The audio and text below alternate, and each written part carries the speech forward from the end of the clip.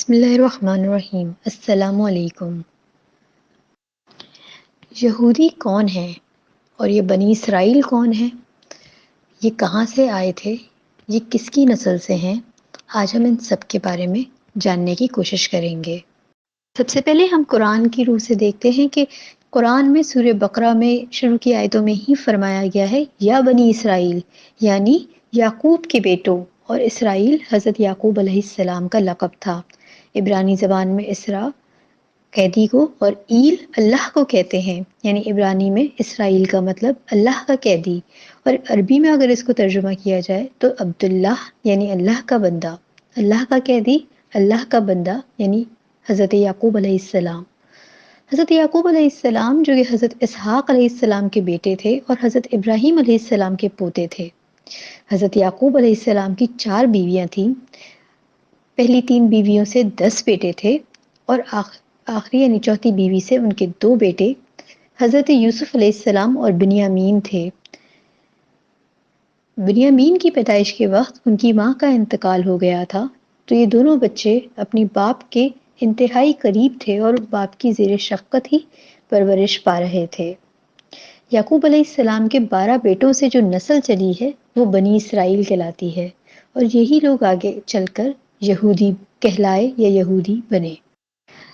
قرآن کی سورہ نمبر 6 سورۃ الانعام کی آیت 84 میں کہا گیا ہے کہ اللہ نے حضرت سارہ علیہ السلام جو کہ حضرت ابراہیم علیہ السلام کی پہلی زوجہ محترمہ تھی، ان کو حضرت اسحاق علیہ السلام کی ولادت کی خوشخبری دی تھی، تو ساتھ ہی بشارت دی تھی کہ اسحاق کی اولاد میں یعقوب یعنی اسحاق کے پیچھے آنے والا نبیوں میں سے ہی ہوگا۔ اور پھر سورہ ہود کی جو قرآن پاک کی سورہ نمبر 11 ہے، اس کی آیت نمبر 60 سے 71 تک میں فرشتے جب زمین پر آئے تھے انسانی شکل میں، جب حضرت ابراہیم علیہ السلام کے پاس،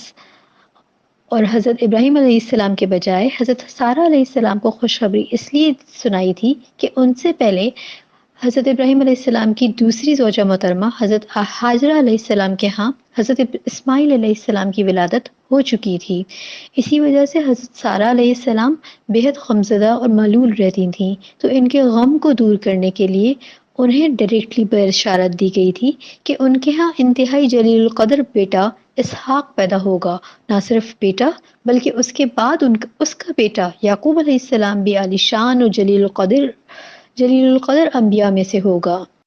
یہ اس وقت کی بات ہے جب ابراہیم علیہ السلام حضرت سارہ علیہ السلام کے ساتھ فلسطین میں مقیم تھے، اور حضرت ہاجرہ علیہ السلام اور حضرت اسماعیل علیہ السلام کو اللہ کے حکم کے مطابق مکہ میں چھوڑ آئے تھے، اور اس وقت یعنی اس زمانے میں 2 فرشتے انسانی شکل میں ان کے پاس آئے، جن کے سامنے حضرت ابراہیم علیہ السلام نے بھنا ہوا بچڑا ان کی مہمان نوازی کے لیے رکھا، مگر ان دونوں شخصوں نے جو انسانی شکل میں فرشتے آئے تھے ہاتھ بھی نہ لگایا اور بشارت دینے لگے، اور کہا کہ انہیں 2 بار اسحاق اور اسحاق کے بعد یعقوب یعنی یعقوب جو پیچھے آنے والے کی خوشخبری دیتے ہیں۔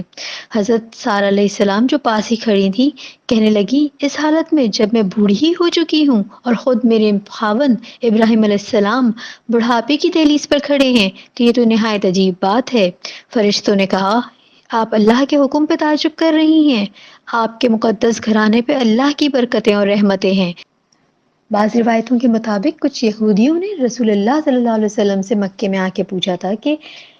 بنی اسرائیل کے لوگ جو فلسطین کے باشندے تھے وہ مصر میں جا کر کیوں آباد ہوئے تھے؟ ان کا خیال تھا کہ آپ صلی اللہ علیہ وسلم کو اس کا جواب نہ آتا ہوگا، اور ان کے اس سوال کے جواب میں اللہ نے پوری کی پوری سورہ یوسف نازل فرما دی۔ دراصل بنی اسرائیل کے جد امجد حضرت یعقوب علیہ السلام تھے، اور انہی کا لقب اسرائیل تھا، اور حضرت یوسف علیہ السلام حضرت یعقوب علیہ السلام کے بیٹے، حضرت اسحاق علیہ السلام کے پوتے، اور حضرت ابراہیم علیہ السلام کے پڑ پوتے ہیں۔ حضرت یعقوب کے باقی بیٹے جو 10 بڑے بھائی تھے حضرت یوسف علیہ السلام کے، چونکہ حضرت یعقوب علیہ السلام کو حضرت یوسف علیہ السلام سے نہایت محبت، نہایت ہی شفقت تھی، تو ان بھائیوں میں اور ان میں ایک حسد کی فضا، ایک جلن کی فضا قائم ہو گئی تھی۔ حضرت یوسف علیہ السلام کی جائے قیام جو کہ موجودہ الخیل کی وادی فلسطین میں ہے، جہاں حضرت اسحاق علیہ السلام اور ان سے پہلے حضرت ابراہیم علیہ السلام بھی رہا کرتے تھے۔ بھائیوں نے یہ منصوبہ بنایا کہ ہم کیوں نہ اس بھائی کو ہی اپنے والد کی نظروں کے سامنے سے دور کر دیتے ہیں کہ وہ اس باپ جو ہے ہر وقت اس کی محبت میں ڈوبے ہوئے رہتے ہیں، تو اس کو یا تو مار ڈالو یا کسی نامعلوم مقام پر پھینک آتے ہیں۔ اور ان میں سے ایک بھائی جو بہت نیک تھا، اس نے رغبت دلائی کہ ایسا نہ کرو، قتل نہ کرو، بلکہ اسے کسی نہ کسی اندھے کنویں میں پھینک آؤ۔ ان بھائیوں نے اپنے والد سے کہا کہ آپ کو کیا ہوا ہے یوسف علیہ السلام کے معاملے میں، کہ آپ ہم پر مطمئن نہیں ہوتے، حالانکہ ہم تو اس کے خیر خواہ ہیں، کل سے ہم اسے اپنے ساتھ کھانے پینے اور کھیل کود کے لیے لے کے جائیں گے، اور یقین رکھیے کہ ہم پوری طرح سے حفاظت کریں گے۔ یعقوب علیہ السلام اعتماد نہیں کرتے تھے، کہنے لگے کہ مجھے اس کے گم ہو جانے کا اندیشہ ہے، کہیں تم اس سے غافل نہ ہو جاؤ۔ اور وہ بھائی بولے کہ ہم تو ایک مضبوط جتھے کی شکل میں، گروہ کی شکل میں اس کو جو ہے اپنی حفاظت میں رکھیں گے۔ اور پھر وہ ان کو لے کر، یعنی حضرت یوسف علیہ السلام کو لے کر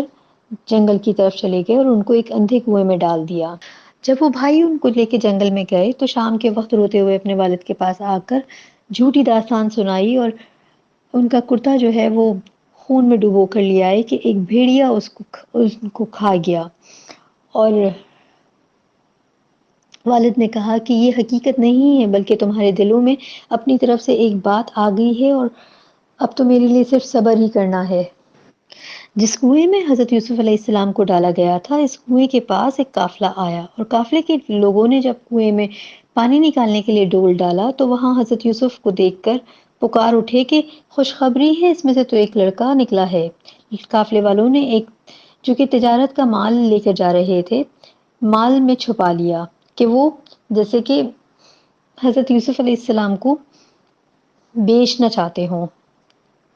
پھر وہ قافلہ مصر میں پہنچ گیا اور گنتی کے چند درہموں کی شکل میں حضرت یوسف علیہ السلام کو بیچ دیا۔ مصر میں جس آدمی نے انہیں خریدا، اس نے اپنی بیوی سے کہا اسے عزت سے رکھنا، مجھے لگتا ہے کہ یہ ہمیں فائدہ دے گا، ہم اسے بیٹا بنا لیں گے۔ بنی اسرائیل کا اصل مسکن فلسطین تھا، مگر پھر ان لوگوں نے وہاں سے فلسطین سے شام و مصر کی طرف ہجرت کی اور پھر مصر پہنچے۔ یعنی حضرت یعقوب علیہ السلام کا خاندان